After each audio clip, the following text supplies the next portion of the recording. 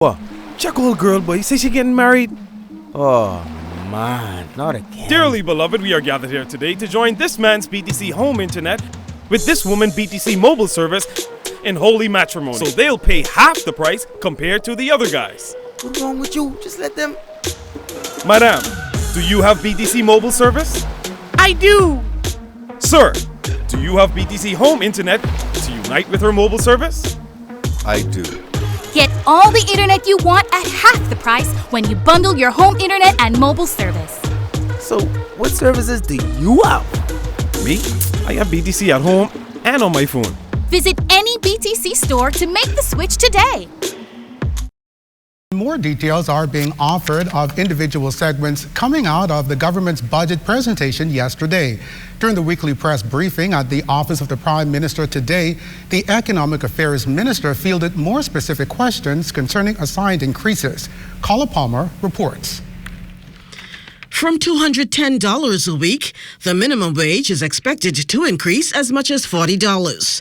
And for someone like Mr. Pierre, who's been making that salary for more than 23 years as a security guard at a local school here in New Providence, it's good news. When we interviewed him back in April this year, he was ashamed to show his face and disgusted by his circumstance. Things have not changed, at least not as yet. I think what wrong about it is that I still making that $210. And certain times you can't even pay your light bill, you can't even pay your rent. They saying, oh, you gotta wait on the budget.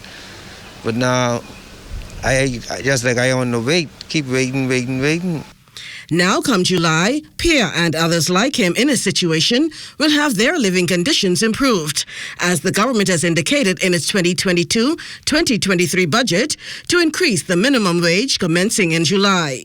Not only is that good news for persons in the public sector, but those in the private sector should also jump for joy, as they too will experience this financial increase.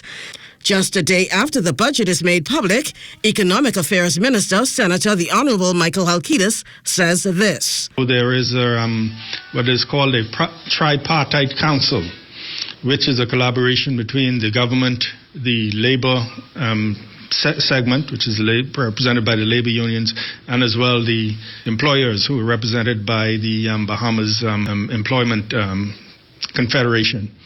And so what they do is they collaborate and they get together, and then they make suggestions to the government on what the quantum should be and what the timing should be. And I understand that they are very close to making that presentation to the government. So yes, that's a long way to say yes. It is the intention. Of course, the government can control what it does in the public sector and through its collaboration in the tripartite council as well. So we expect that to follow shortly after, ideally perhaps even at the same time. According to Halkitis, timing of a minimum increase is a non-issue. As for some factions, the timing will always be off. You just enunciated several things, coming out of the COVID, inflation, whatever. The fact of the matter is, for some people, there will never be the right time to do it. But again, the other fact of the matter is, the cost of living is going up, and we need to bring that relief. And so we hear that, but the fact of the matter is, if it wasn't COVID, unfortunately, some people would always find a reason not to do it. But frankly, at the levels that the minimum wage is at now, people cannot live. So it is something that has to happen. Halkitis confirmed that livable wage is also part of the discussion. That is a commitment to move towards. That is something that will happen gradually. The Ministry of Labour, through its Decent Work program, is doing a lot of work in that area. That is aspirational to move towards. I think I know the nearer term objective is to have the increase in the minimum wage, which will bring that relief. While Senator Halkitis says very few public servants are on minimum wage, for each person living the experience, it's their story to tell of whether the additional funds afford them to do more in their lives, and each are appreciative. For the Bahamas Tonight, I'm Carla Palmer.